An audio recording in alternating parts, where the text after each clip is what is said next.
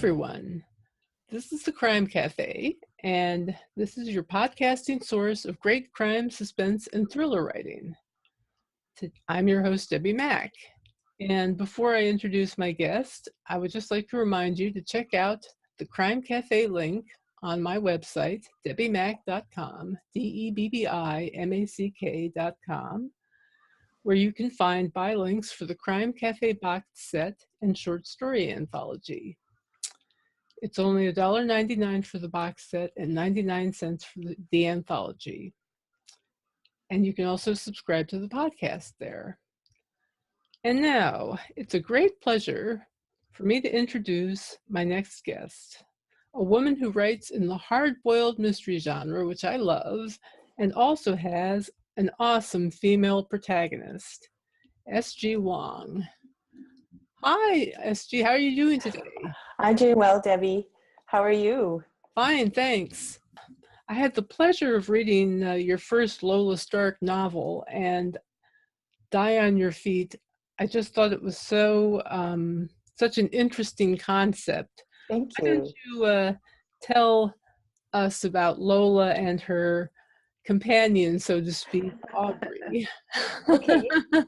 So, as you mentioned, my series protagonist, her name is Lola Stark, and Lola lives in a city I call Crescent City. I created a world for her, and it's based on a 1930s Los Angeles. But the premise is, what if the Chinese had colonized rather than Europeans? And then I also imagined ghosts being a regular part of life in Crescent City. So Lola's constant companion, Aubrey, is invisible to Lola, but she hears him just fine. And oftentimes she's not happy about hearing what he has to say, but those are the best sorts of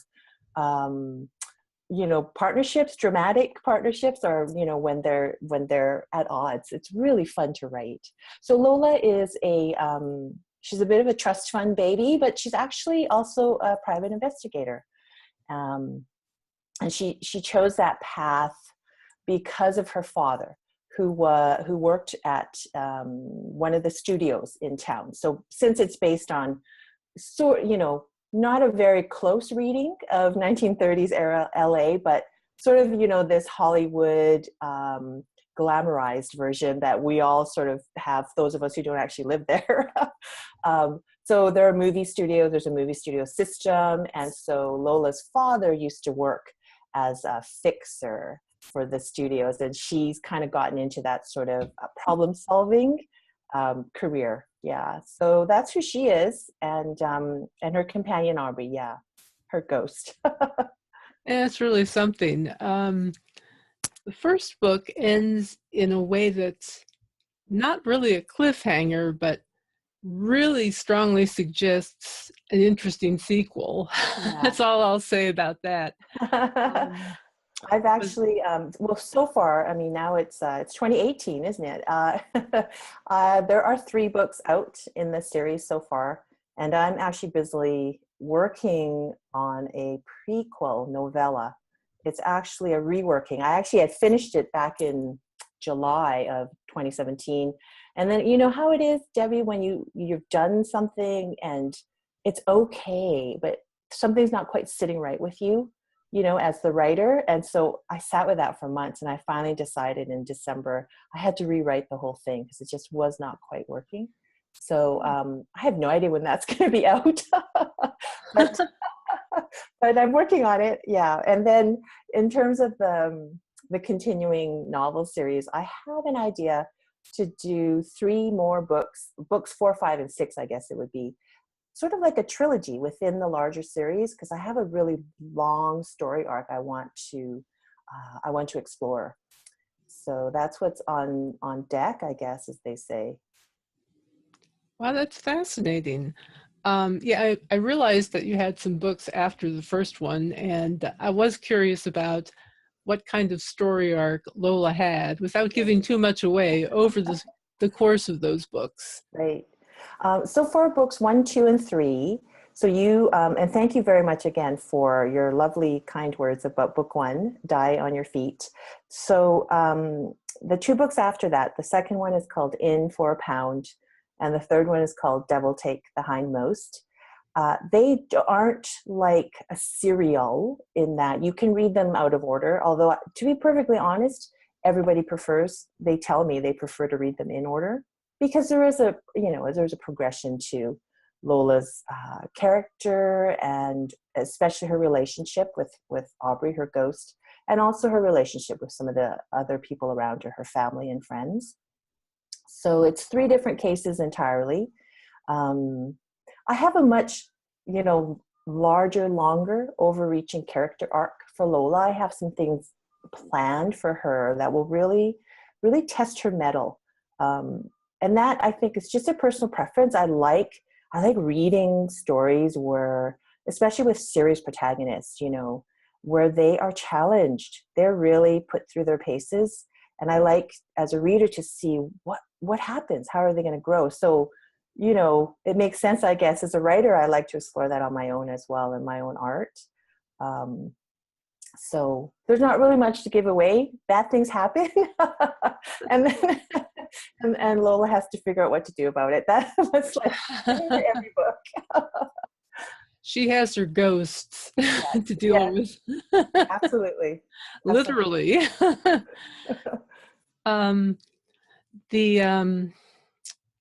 The interesting thing is combining this paranormal sort of element with hard-boiled mystery. Yeah. Was there something that came out of the science fiction or fantasy literary tradition that inspired you to combine those two things? Right. I'd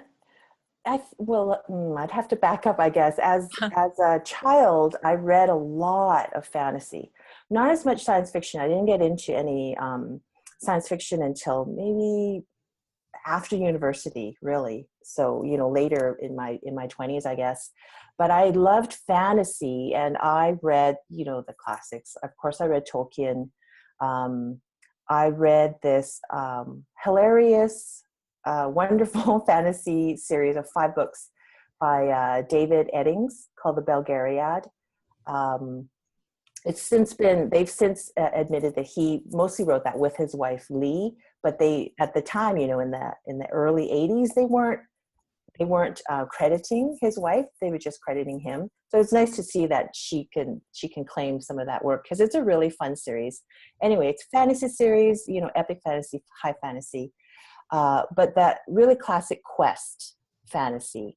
And whereas what I write, I suppose you could think of as like not urban fantasy in the sense of, I guess what it's come to mean is vampires and werewolves and things like that. So not quite like that. I read that stuff too, for sure. It's more the idea that, what if we lived like in a parallel world? So what if Lola lives in a parallel world where ghosts and magic is normal? And then what would it look like? So that's really, I guess, that's more the tradition that I'm writing in. Alternate history, I guess, is an easy way to say it. Alternate history. That's interesting. Yeah.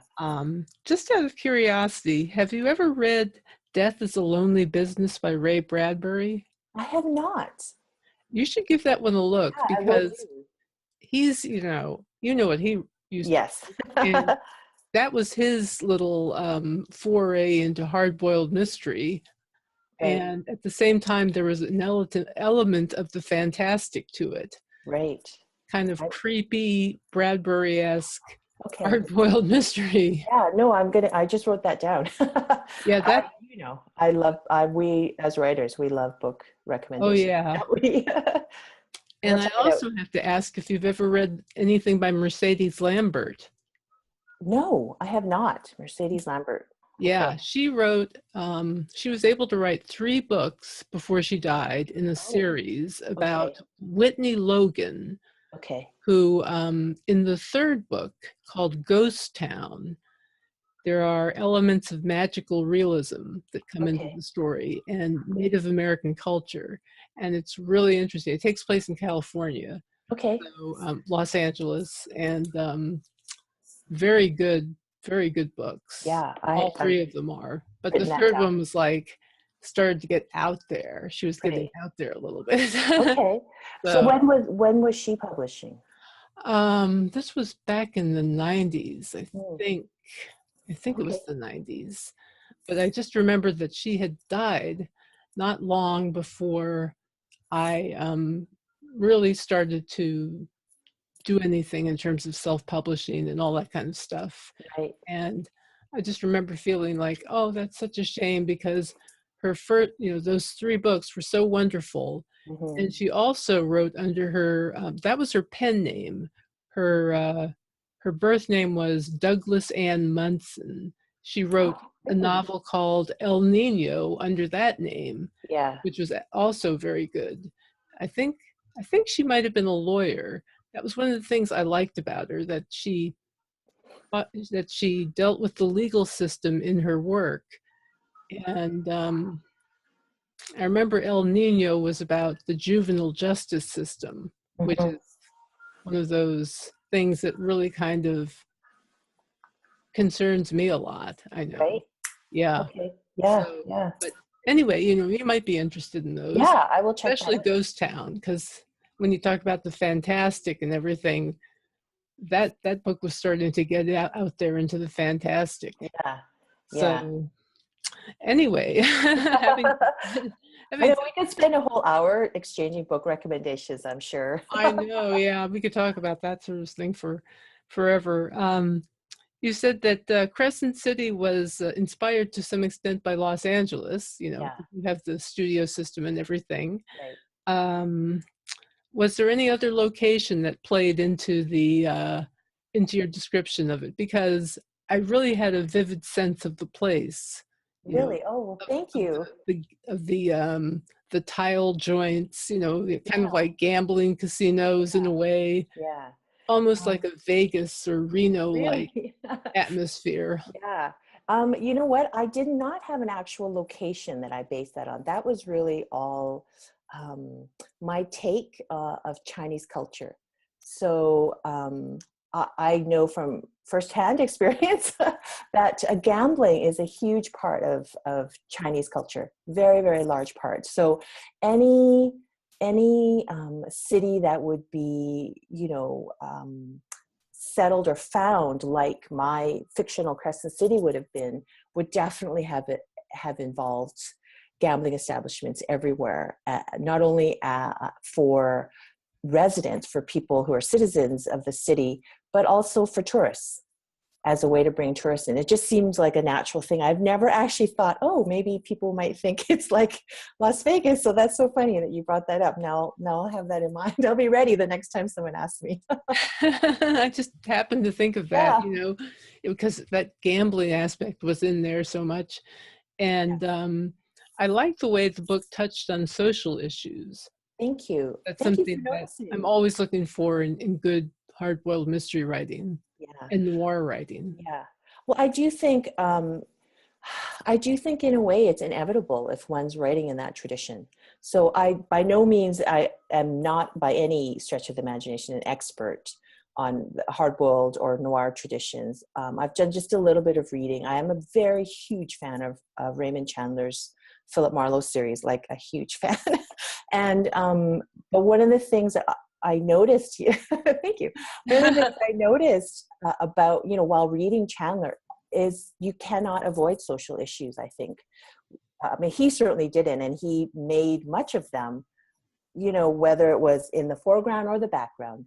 There's just no way to separate, I think, realistic characters in a dark kind of the underbelly of any given city, any large city. You can't avoid social issues then. If you do, I think readers feel there's something missing. There's some added depth that's missing. So I'm so grateful that you noticed and you commented. So Well, it's wonderful. And yes, the Chandler influence is definitely there. And I love Raymond Chandler yes, as well as Dashiell Hammett. yes, yeah, yeah. Those guys were fantastic. Yeah, they were. I mean, I've dipped my toe into reading more classic noir. So I always cite David Goodis as someone that I can't get into. It's actually it's too bleak for me. But I recommend him to people who are wanting to find out more, and of course I have my huge big black book of American noir and Black Mask and all that stuff. Oh yeah, definitely. There's some wonderful stuff from that magazine. Yeah. Let's see. What authors would you say have most influenced your writing? Well, I think we've already touched on that. It would be Chandler. Other than Sure. Chandler. Yeah, other than Chandler, I think, I don't know if this would qualify as an answer, but one of my favorite current authors now writes historical mystery / romance novels, Deanna Rayburn. Mm-hmm. And one of the things I love is her, she's so good with the historical details. So I really take that. I mean, there are so many different authors who are wonderful with historical details. There's a Canadian author, Susanna Kearsley, same thing. Their attention to historical details is really inspiring for me. So I do take inspiration from both of those authors. They also write wonderful novels. So, and to see how they weave together what's clearly a lot of hard work in the background during the research with their lovely, wonderful narratives. I find that inspiring. So the two of them, I guess, I mean, I make up so much of my stuff, and there's so many authors that I read, and it's like, well, I must take a little bit from everyone, right? Yeah. I know what you're saying. There's another author that I've had the pleasure of meeting is Patricia Briggs. So she writes what is commonly called urban fantasy. She has a series. It's the Mercedes Thompson series. She has 2 series actually. They're both set in the same world, different protagonists. But what I take from her is how she creates an entire world and society, and also how she's so great at zooming in on the relationships of her protagonists, whether it's with, their romantic significant other or just everyone around them, and how there's an entire community that she creates, and it's so believable. So I'm really inspired by that too. Mm-hmm. Yeah. I was going to say, you do a great job of painting a picture of the Chinese culture of that community, of the relationships between Lola and the people that she knows. Thank you very much. Her relatives, her ghost, her various dealings with people. Yeah, I had the pleasure of being on a radio show here locally in Edmonton, up north here, and the interviewer asked me, what would you say your books are about? Like that question. How do you answer that? And it just popped into my head. I said, they're about family, the ones that we are born into and the ones that we make. And so your comment about the richness of that, thank you very much. I feel like, yay, I succeeded in one aspect. But yeah, it's important to me to portray Lola as part of a larger whole, I guess, a larger community, that she's really not all on her own, despite how she might think. Exactly. Yeah.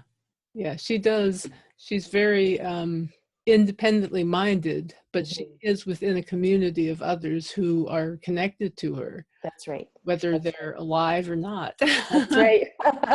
Yeah, exactly. And I mean, even in real life, the people that we've loved in our lives and who loved us, who've died, who've passed on, they're still with us, right? So this is just, my series is one way to maybe dramatize those ties. I like that. Yeah. That's good. That's really clever. I never thought it quite that way, but you're right. Yeah. If the series were adapted into a movie or TV show, who would you imagine playing Lola? Oh my. I always have to ask the question. I wonder. I've thought like, oh, it could be Angelina Jolie, but I think she's too beautiful. So, but that's like a terrible thing to say, because then who do I say next? If I say someone next, I'm saying they're not beautiful, but that's not what I mean. Oh, I did have someone in mind, and now I've forgotten who it was. Um, yeah, I don't know. Hilary Swank might be able to pull it off, I think. Yeah, I mean, she definitely has the range. It's not about that. It's that I don't know if she's tall enough. You're looking for someone tall. Ish, right? Ish. I have a couple of times where I mentioned that Lola's much taller than the general populace. But, you know, because she's not Chinese, right? So for the most part, in my experience, most of the Chinese people I know in my life, we're not that tall. So yeah, I don't know. I would say Angelina Jolie, I guess, but she may be a little too mature. There has to be a certain kind of, you know, toughness. You know, the toughness of youth, where you just kind of put it on and think that that's enough, when really everyone can tell it's really just a mask. Exactly. Yeah. I'll have to think more on it. Maybe I'll tag you on Twitter once I figure it out.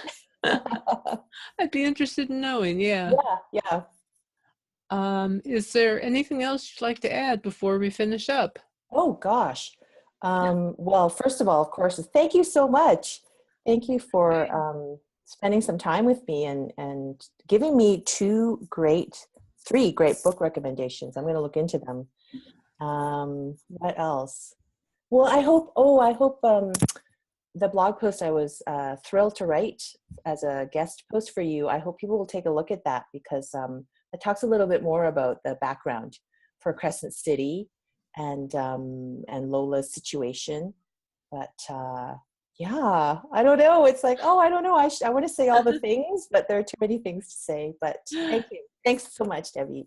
Sure thing. But everybody, don't forget to enter SG's giveaway.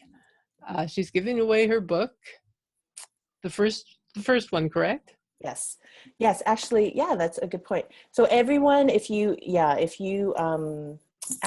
send me an email saying, you know, that you read the blog post or you heard the podcast, I'm actually giving away a digital copy of a Canadian mystery magazine to everyone. Yeah, everyone who emails me. And then if people would also like to win a copy of that first book, a print copy, then I will do a draw of everyone who says, please put me in the draw. And if they say they want to subscribe to my readers group list, then I will put them in the draw, and then I'll let them know and handle all the shipping and sign it to them or not, depending on what they want. I have people say, please don't sign it because I might give it away. Yes. I'm saying that's great, as long as you're spreading the love. That's awesome. That's it. That's what it's all about. That's right. So I hope that wasn't too confusing. So email and to say you listened to the podcast or read the blog, and you'll get a copy of the mystery magazine. And then if you join my readers group, you'll be put in the draw to win a copy of this book that Debbi Mack has said she's enjoyed. I loved it. Oh, I loved it. I really did. You. Oh, I wouldn't say that if it wasn't true. Yes, I believe you. Yay, you made my day. You made my week. Excellent. On that note, I will just say thank you so much for listening, and thank you for being with me, SG. And in the meantime, be sure to also check out debbimack.com, the Crime Cafe link, where you can find the buy buttons for the anthology and the box set, as well as the podcast subscription buttons. And until next time, happy reading.